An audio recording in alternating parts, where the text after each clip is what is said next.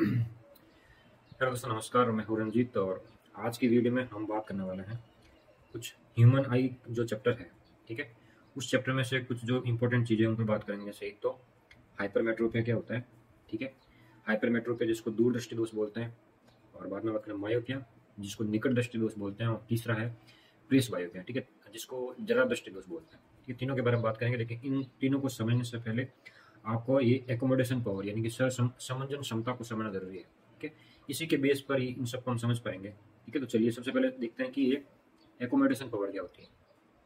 Accommodation power को हिंदी में बोलते हैं समंजन क्षमता, और इसका मतलब ये है कि आपकी जो हमारी आंख है, आंख का लेंस है, वो अपने आप को एडजस्ट करता है जिससे जो सनरेज आ रही है। ठीक है, और वो रेटिना पर जाकर फोकस होनी चाहिए। अगर रेटिना पर फोकस होती है तभी हमें कोई चीज़ दिखाई देगी।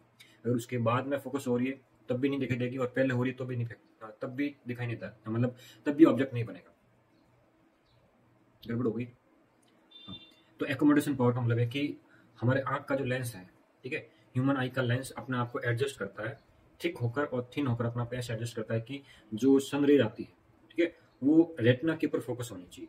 रेटिना पर फोकस हो गई तभी ऑप्टिक नर्व के द्वारा वो मैसेज इन्फॉर्मेशन जो है, इमेज की इंफॉर्मेशन हमारे ब्रेन तक जाती है।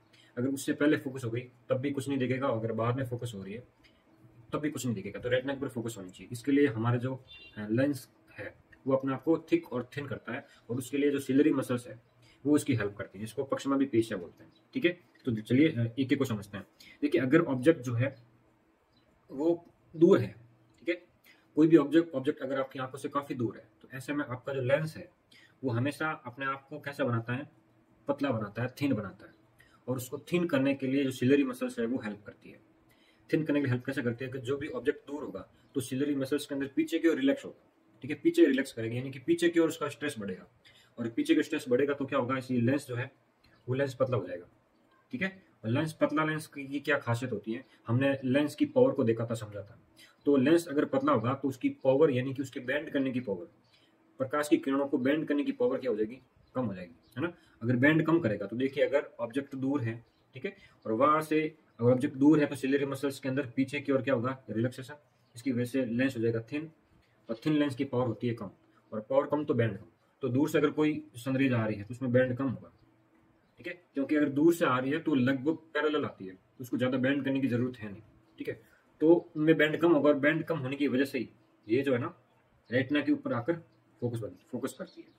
तो इस तरह से एडजस्ट करता है जब ऑब्जेक्ट दूर होता है। दूसरी कंडीशन पे बात करते हैं कि अगर ऑब्जेक्ट पास में है, नियर पॉइंट पर आकर ऑब्जेक्ट है, तो नियर पॉइंट पर देखो, जैसे ऑब्जेक्ट दूर था तो जो लेंस है वो थिन रहता है, सिलेरी मसल्स में पीछे की ओर स्ट्रेस होता है और लेंस थिन हो जाता है, बेंड कम हो जाता है। जैसे जैसे कोई ऑब्जेक्ट पास में आता है ना, तो आपका जो लेंस है वो थिक होता जाता है, क्योंकि सिलरी मसल्स के अंदर कॉन्ट्रैक्शन होता है, उसकी वजह से लेंस थिक हो जाता है, मोटा हो जाता है। और मोटे लेंस की पावर क्या होती है, ज्यादा होती है, और ज्यादा पावर होने की वजह से, ठीक है, वो बेंड करेगा ज्यादा। चलिए समझते हैं। पास में ऑब्जेक्ट पास में आ गया तो सिलरी मसल्स के अंदर अंदर की ओर क्या हुआ, कॉन्ट्रैक्शन हुआ, लेंस जो है वो हो गया थिक। ठीक है, लेंस थिक होने की वजह से इसमें बेंड करने की पावर ज्यादा होगी। और अगर कोई ऑब्जेक्ट पास में है तो कैसा नहीं होगा, वो पैरेलल नहीं आएगी, वहां से रेज है, उसको ज्यादा बेंड करने की जरूरत है। और हमारे पास लेंस मोटा है तो ज्यादा बेंड कर सकता है, और बेंड ज्यादा करेगा तभी वो जाकर कहाँ मिलेगी, रेटिना के ऊपर फोकस बनाती है। ठीक है, तो इस तरीके से लेंस जो है अपने आप को एडजस्ट करता है, थिक होकर या थिन होकर, यानी कि पतला होकर या मोटा होकर अपने आप को ऐसे एडजस्ट करता है। इसमें सिलरी मसल्स हेल्प करती है, और उसी की वजह से जो सनरेज है वो फोकस बनाती है रेटिना के ऊपर।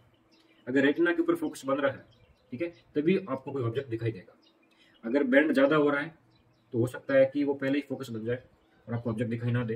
अगर बैंड बहुत ज्यादा कम हो रहा है तो ये रेटिना के पीछे जाकर फोकस बनता है, तब भी दिक्कत है, तब भी आपको दिखाई नहीं देगा। तो कंडीशन है कि रेटिना के ऊपर ही फोकस बनना चाहिए, इसके लिए लेंस अपना को एडजस्ट करते हैं, उसी को बोलते हैं एकोमोडेशन पावर। ठीक है, लेंस की एकोमोडेशन पावर। उम्मीद करता हूँ ये बात आपको समझ में आई होगी।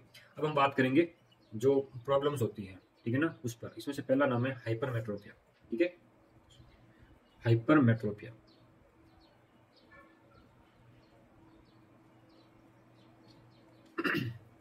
हाइपरमेट्रोपी की बात करें जिसको बोलते हैं दूरदृष्टि। देखिए, यहाँ से क्वेश्चन बनते हैं, जरूरी नहीं है कि बड़े बनेंगे, इतना ही पूछ सकते हैं कि दूरदृष्टि दोष क्या होता है, हाइपरमेट्रोपिया क्या होता है। ठीक है, इसको फार साइटनेस भी बोलते हैं। तो नाम से क्लियर होता है, आप इसको थोड़ा हिंदी का नाम या फार साइटनेस नाम याद रखो।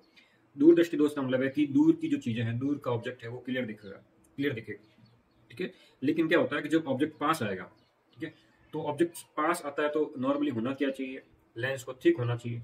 लेकिन पास आने के साथ साथ लेंस थिक नहीं होता है। लेंस जब दूर था तो थिन था, तो पास आने पर भी वो थिन ही रहता है। और थिन है तो उसकी पावर क्या होगी, थिन है तो पावर होगी कम, इसकी वजह से बैंड कम होगा, और बैंड कम होने की वजह से जो इमेज बनेगी या फिर फोकस बनता है वो रेटिना के पीछे बनता है। चलिए इसको देखते हैं। ये नॉर्मल आई है आपकी। इसमें ऑब्जेक्ट जो दूर का पॉइंट है वहां से रेज आ रही है, और दूर ऑब्जेक्ट है तो लेंस थिन रहेगा नॉर्मली, और थिन होने की वजह से बैंड कम होगा, और बैंड कम होने की वजह से वो रेटिना पर फोकस करेगा। और दूसरी कंडीशन कि अब धीरे धीरे ऑब्जेक्ट पास में आ रहा है, ठीक है, और ऑब्जेक्ट पास आने की वजह से होना क्या चाहिए कि लेंस को मोटा हो जाना चाहिए, लेकिन लेंस मोटा नहीं हो पाता, पतला ही रहता है। अब मोटा होना जरूरी है क्योंकि पास में ऑब्जेक्ट है, उसको बैंड ज्यादा करने की जरूरत है, ठीक है ना। लेकिन लेंस तो पतला ही है, और पतला लेंस की पावर कम होती है, इस वजह से बैंड कम होगा, और बैंड कम होने की वजह से जो ऑब्जेक्ट बनेगा या फिर फोकस बनेगा वो थोड़ा और पीछे, रेटिना के पीछे जाकर बन जाता है। इसकी वजह से आपको चीजें दिखाई नहीं देती है, क्योंकि जहाँ बनना चाहिए वहां नहीं बना, ठीक है। तो ये तो दिक्कत है। अब इसका सॉल्यूशन क्या हो सकता है? सॉल्यूशन के लिए आपको करना क्या है, अभी बैंड कम हो रहा है ना, तो बैंड बढ़ाना है, ठीक है। और हमने दो तरह के लेंस पढ़े, कॉनकेव मिरर और कॉन्वेक्स मिरर। और कॉन्वेक्स मिरर जो होता है वो कन्वर्जन करता है, ठीक है, मतलब उनको अभिसारित करेगा, ऑब्जेक्ट को ज्यादा बैंड करता है। तो तीसरा जो है करेक्शन के बारे में हम पढ़ रहे हैं कि करेक्शन किस तरह से इसको ठीक कर सकते हैं। तो देखिए, प्रॉब्लम ये है कि बैंड कम हो रहा है, तो आप क्या करो, आगे एक कॉन्वेक्स लेंस ही लगा लो, ठीक है। ये कॉन्वेक्स लेंस क्या करेगा, तो कुछ बैंड क्या करेगा, ये जो आपने आगे लेंस लगाया है चश्मे के अंदर, तो कुछ बैंड तो ये कर लेगा, और कुछ बैंड जो पीछे आपका ह्यूमन आई का जो लेंस है वो करेगा। दोनों मिलकर बैंड करने की पावर को बढ़ाते हैं, और बैंड ज्यादा होगा तभी ये ऑब्जेक्ट जो है, ये जो सनरेज है वो रेटिना के ऊपर जाकर कॉन्सेंट्रेट होती है, मिलती है, उसकी वजह से एक जो एडजेक्ट रेटिना के ऊपर फोकस बनता है, और आपको चीजें क्लियर दिखती है। तो इस तरीके से इसका एक सॉल्यूशन होता है, उसका करेक्शन होता है, ठीक है। तो हाइपरमेट्रोपिया या दूर दृष्टि दोष में होता क्या है, तो दूर की चीजें क्लियर दिखती है लेकिन पास की चीजें क्लियर नहीं दिखती है, क्योंकि पास में आया लेकिन ऑब्जेक्ट जो आपका मिरर सॉरी लेंस है वो मोटा नहीं हुआ, बैंड कम हुआ, बैंड कम हुआ तो फोकस पीछे बन गया रेटिना के, ठीक है। तो ये था आपका हाइपरमेट्रोपिया। फिर बात करते हैं आगे मायोपिया यानी कि निकट दृष्टि दोष। निकट दृष्टि दोष के अंदर क्या होता है, अगर ऑब्जेक्ट पास में है तो लेंस मोटा होता है, ठीक है, और अब दूर लेके जा रहे हैं तो ऐसे में लेंस को पतला हो जाना चाहिए, लेकिन लेंस अब भी पतला नहीं हो पा रहा, लेंस मोटा ही है, ठीक है ना। दूर लेके गए लेकिन लेंस अब भी थिक है, और वहां से अगर लाइट की रेज आएगी, प्रकाश की किरण आएगी, तो लेंस थिक होने की वजह से, मोटा होने की वजह से बैंड ज्यादा होगा, और बैंड ज्यादा होगा तो रेटिना पर पहुंचने से पहले उसका फोकस बन जाएगा। देखिए यहाँ पर ऑब्जेक्ट दूर है, वहां से प्रकाश की किरण आ रही है, लेंस मोटा है, ठीक है, और मोटा होने की वजह से इसमें बैंड हो रहा ज्यादा, ठीक है, और ऑब्जेक्ट जो है, जो आपका फोकस है वो रेटिना से जस्ट पहले बन जाता है। बनना कहाँ चाहिए, रेटिना के ऊपर बनना चाहिए। तो ये दिक्कत हो जाती है इसमें। अब इसका सॉल्यूशन क्या हो सकता है, तो सॉल्यूशन ये है कि आपको आगे एक कॉनकेव लेंस लगाना पड़ेगा, ठीक है ना।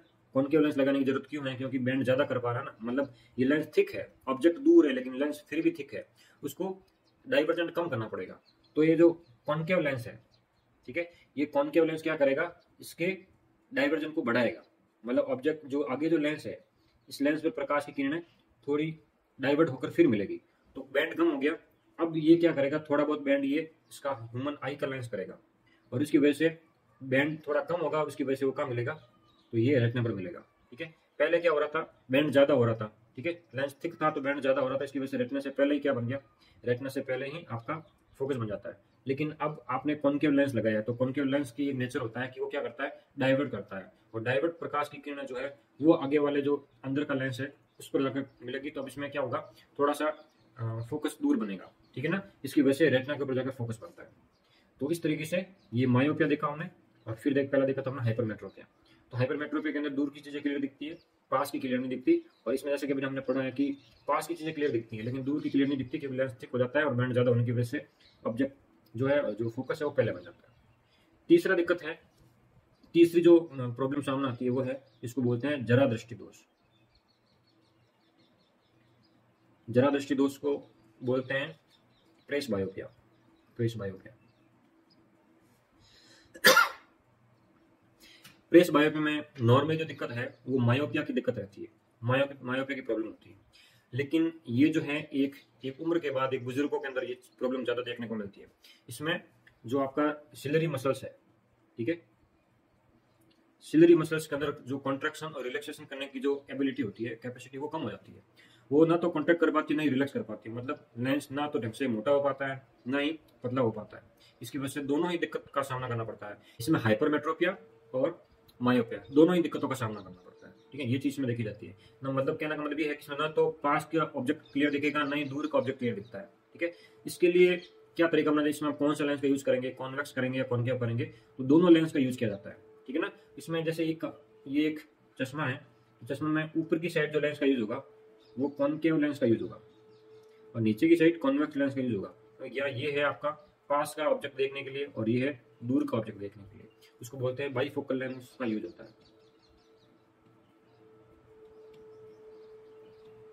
जिसको हम बोलते हैं जरा दृष्टि दोष। इसमें दो वजह से ये दिक्कत का सामना करना पड़ता है। पहला है कि इसमें मसल्स के अंदर कॉन्ट्रैक्शन और रिलैक्सेशन दोनों ही कम हो जाता है, मसल्स में जो फ्लेक्सिबिलिटी है ना वो कम हो जाती है।